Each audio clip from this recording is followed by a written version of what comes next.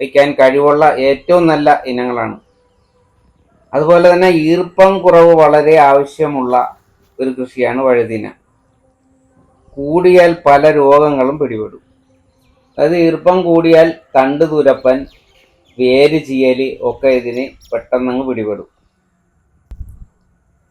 പിന്നെ ജലസേചനം നടത്തുമ്പോൾ ശ്രദ്ധിക്കേണ്ട കാര്യം എന്ന് വെച്ച് കഴിഞ്ഞാൽ, അതായത് ഒരു നവംബർ മാസം മുതൽ ഏപ്രിൽ മാസം വരെ ഒരു 4 ദിവസം കൂടുമ്പോഴൊക്കെ നനച്ചു കൊടുത്താൽ മതി. അപ്പോൾ ബാക്കിയുള്ള സമയത്തെ കാര്യം പറയണ്ടല്ലോ. അപ്പോൾ അത്രയും ചൂട് ആഗ്രഹിക്കുന്ന ഒരു വിളയാണ് ഈ വഴുതിന എന്ന് പറയുന്നത്.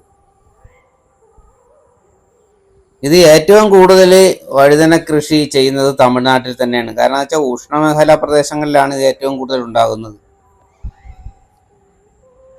അതുപോലെ തന്നെ സ്ഥിരമായി ഒരു സ്ഥലത്ത് തന്നെ വഴുതന നടാതിരിക്കുക.